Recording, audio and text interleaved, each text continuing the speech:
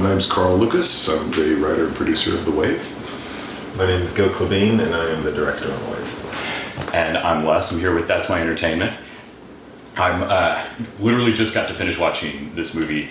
I saw it alone in a room, so I didn't get to get the audience experience, which is really a lot of the fun of Fantastic Fest. Is not just that these things get to show on a big screen sometimes when they maybe don't get as wide a distribution, but it's a very primed audience sometimes. Mm-hmm. Like, we're all ready to see a neck stabbing. We're all ready to see something crazy, or you can show us the monster. It's fine.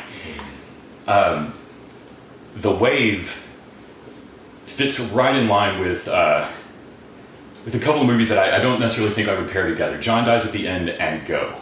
Mm-hmm. In Go, there's a particular scene in the supermarket where you see what the character's feeling versus what they look like. And it's one of the truest drug moments I think I've ever seen.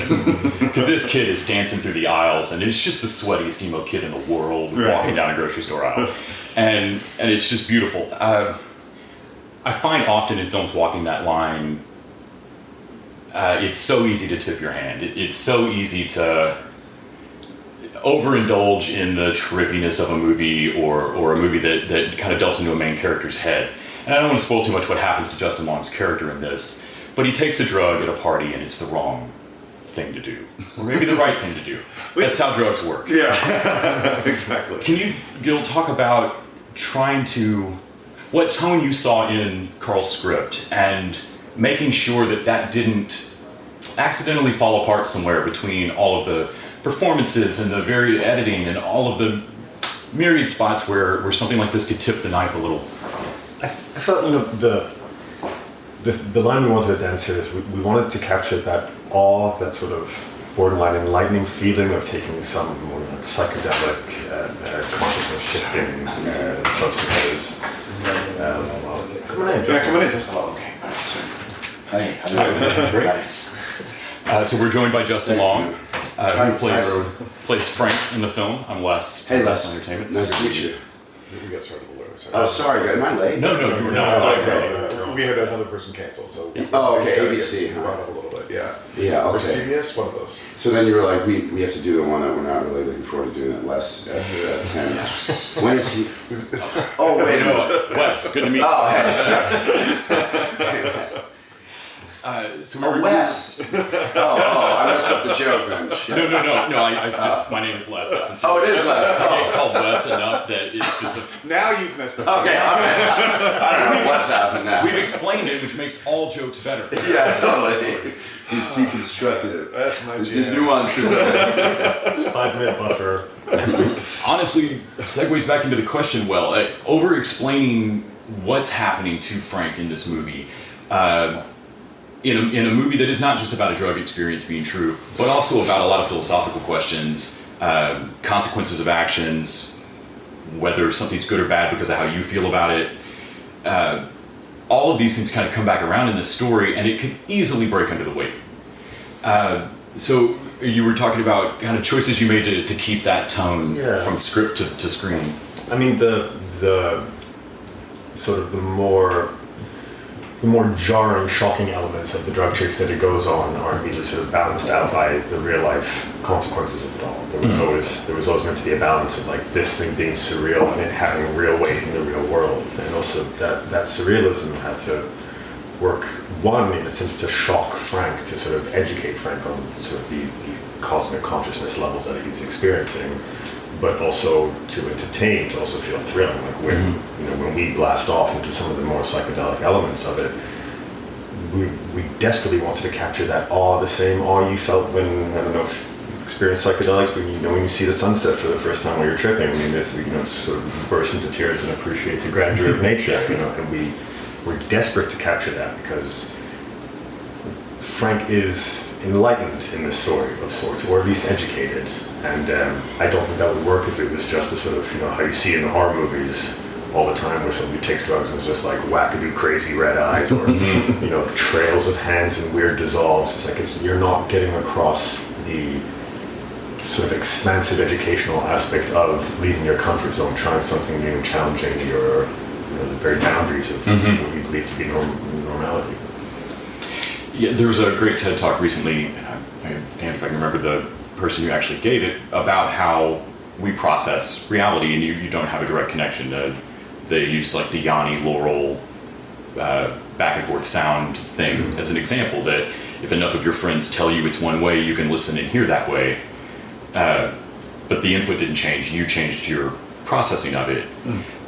Or misunderstanding a phrase in the distance and someone repeating it, and you can re-listen to that garbled phrase and pick it out now, because you know what to listen for.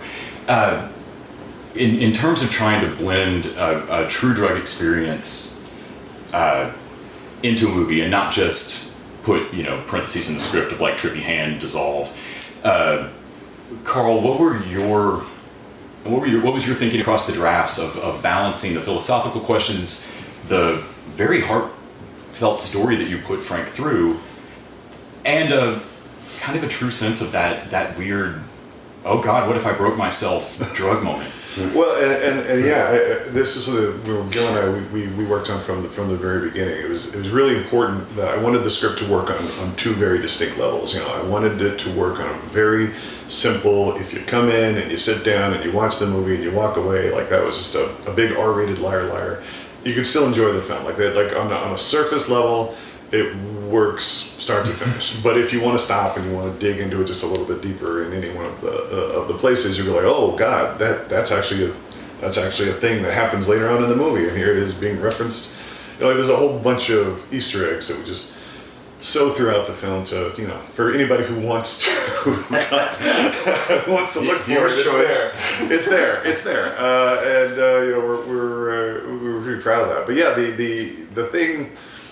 The whole storyline about the Fire Lieutenant Warren, the family that Frank screws over, that was a cousin of mine who that actually happened to. Like he just, his heart stopped one day. He was 37 years old, and he had a daughter and a family and a house they were working on, and like the life insurance company was like, oh, a decade ago, a doctor prescribed some medicine for him that he didn't take because it made him nauseous. The doctor never took him off, so they literally wrote suicide on the form. And it was one of those things where it was like, had they had any resources whatsoever, because it was just a poor firefighter's family, in New Mexico, they probably could have fought, but they would have been fighting forever. They would have been buried in this forever, trying to get a little bit of that, and they were already in such mourning because he died so young. And it was just one of the most awful, heartless things I've ever experienced was watching my family go through that. And so when I started writing the script about that guy, it was like, oh, we're going to get him. And then you kind of come to the realization of, no, this is a guy who's separated by miles and paperwork and just from the actual thing that he's doing. And he's just like, here's a chance for me to make my life better. And I can compartmentalize all of that. And that's just the thing that I think everybody does. So, by the time that I realized I was writing about myself in Frank's role, I tried to come to terms with some of the choices in my life and, the fallout and the effects that those have had. And just, inserting that into the storyline, made it a lot deep. It's a bit of a deep dive into my psyche there. In terms of how you described the drug experience or kind of what you had in your head, what was it like translating that to Gil? Oh, That's a good question. Pretty much, we just did a bunch of drugs. And it was like that. No, Obviously, in a place where everything they did was legal. Nobody's copying. No, it wasn't Philippines. I wanted the drug experience to be the metaphor for that thing that you're terrified of. That there's a reward on the other side, but there's this thing in the middle that has this incredible stigma that you're absolutely terrified. But that's the path to get to the other side. You have to go through the chaos to get to the harmony. And so once we had that kind of theme, I kind of fallen in love with Gil's work that he had done with his music videos, because he was able to do this really impressive visuals. And so the concept of, let's just expand on that, something that we can do if we have to do it in, my dining room, we can do it. We also steered towards trying to replicate psychedelics. The drug stuff was make it look like drugs. So we tried. we tried to quite literally make visuals that paired up with our experiences on the more severe psychedelic trips we had taken in our lives. Yeah, I think a lot of times in the theater, there's a moment where you can look around and like, y'all all see that this is not how drugs look, right? And because I've had to explain to friends of mine that like, hey, so you're going to go do psychedelics on whatever vacation thing, that's great. You understand that it's not going to flow into animation, and you're like, you're not just going to sit and watch cartoons for 8 hours on a blank wall. Like that's not quite. Ralph Bakshi's not going to start animating your experience. But yet it is still worth it. It's just your expectation may not match. Justin, I feel like the believability you bring to Frank and the almost constant near apology of like, I am sorry that my trip is happening to you people too. I'm ruining what's in this room. That came very naturally. It grounded me and made me so feel for the guy what was happening, even as he was taking more control. But I can imagine as an actor that when you know that there's going to be some added effects later, that the color saturation is maybe going to be twisted in a scene here and there, or things might get really trippy. Can you talk a bit about the communication you had with Gil and where y'all found the safety on you not going too big or too small in a scene? I just knew that this story and their vision was coming from such a personal. I must have said this phrase 12 times yesterday, so I apologize to Gil, but it was a real labor of love. Like everyone involved was so committed to it on a personal level. They had been working on it for a long time. Just the time commitment, the lack of money, they weren't getting paid. It was all of the things that you want in like a creative experience. And so I just had an inherent level of trust in Gil and in Carl that I just wanted to help tell this story. And so in terms of it being maybe too big or what, I should have maybe questioned it more, but I never really did. We were pretty much on the same page in terms of, and I've taken some of those drugs. I know what it's, it's hard to be too big when you're going through an experience like that, and you're jumping through. I have no frame of reference, thankfully, yet for jumping through time, but I can only imagine that, I can only use my imagination, and I had to just, we just trusted each other. We're fortunate enough. We did a lot of things practically. We had, that's true. Aaron Grasso, our cinematographer, he's been my guy from no money music videos until now, and will continue because I own him somehow. For example, when I ingest all those drugs and I ended up, that was all practical. That was Patrick Lawler created this too. Yeah, we smashed through the wall. We built 100 feet of visqueen lined track and had it on the chair. So it's like, if you're trying to feel like you're launching and you practically launch through a wall and go through a corridor of light, it helps. The tricky parts were when I was with Sheila lying down, and now you're looking at this. But it's just using your imagination. It's just, when you're a kid and you look at the clouds, or in my case, when you're an adult and you look at the clouds and you see shapes and stuff, and it was just, okay, imagine, more stars than you've ever, and I know what it's like to be taken in by, amazed by the sky, celestial things, and so it was just fun. It was just play. It was just use my imagination. that particular scene both has one of my hardest laughs in the movie. Just the visual of the dealer turning around and what Justin does or what Frank does. But then it slams me directly from that joke into this like, oh, okay, we're on another planet now, because that's exactly what would happen. Yeah, but it looked like White Sands National Park, for example, in terms of practical beauty. That's that. I mean, that's just an expanse of white beauty that was there. That's a pretty magical day. Yeah. In that scene and in several others, there's a character who is kind of outside of the experience, and really this is really their part of Frank's trip to see. That's either where the did you get that, or in the drug scene, you're gonna die, man.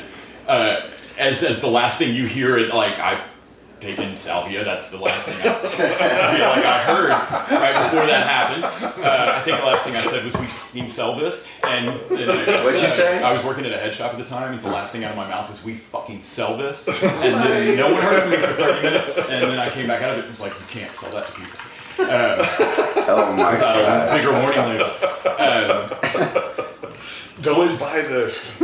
When you were first reading the $13. script outside of the again, a really amazing story about making choices in your life and what you love and what you want to have your life mean. The really fun drug story, there's some hysterical lines. What was the joke that first, or the moment where you laughed hardest, Gil, when you first read the script? Weirdly, the first part that I was really enamored by, I guess it wasn't like a lull, it wasn't like I exploded with laughter, but I was just so charmed by it, was the conversation with Cheryl when he's trying to move the money around. Yeah. And I was like, I think most of us have been, exactly, most of us have been in some, and I know Carl's married to Lana, the editor, and they are, a role model couple to me now, but he was married before. And sure as hell. Look, we're not going to throw anyone under the bus. Carl's one of my dearest friends, and I know the hardships of his previous relationships, and I've experienced similar ones, and I've been there. The idea always with Cheryl as well was that she's just a friend as well. She's also just gone down this path and looked for this happiness, and here they are. We followed the American dream, miserable. Yeah. And that back and forth conversation about it is my story, no, it's my story, that was entirely relatable to me, and I laughed a lot, and I was like, hey, that for me is in the script where I was just like, okay, this I think that's a very common thing. That's a trap that so many people in a capitalist country. We were talking about the mainland. When I was so struck traveling through Central America, the mainland of Central America, the part that hadn't been touched by American, Western capitals and stuff, and the people there seemed so content and lovely and happy, and it was because their neighbor didn't have more stuff that they weren't wanting for more. Yeah. But I think people get trapped. Yeah, too. I was going to just to add to that, when we cast Sarah, when she first did her audition, did the scene where he's trying to get to work and he's very, very, very late, and she was playing it devastated, and we started like, no, he just gave you a ticket out. You just got the Wonka ticket out of this horrible relationship. You're free. And he's the bad guy. And we watched that wash over her face as she was like, oh. And then out came that amazing, manic performance that, where she just, owns it. She owns that moment so hard, and that was what we were kind of going for. Yeah, I felt like that was a very true moment. The moment where he bumps the coaster back out of the way and sits the glass down was so much about the relationship in one move. Not being able to explain 4K is hysterical. Justin, this will be the last question. For you reading the script for the first time, there's a lot of trippiness, there's a lot of crazy big ideas. Yeah. But what was the first moment where you went, I know this guy?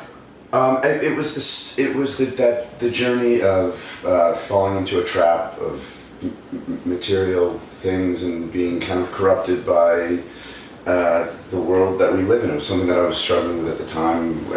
I was politically. I talked to Gil. We were aligned in terms of the way we saw the world and the way we wanted the world to be, and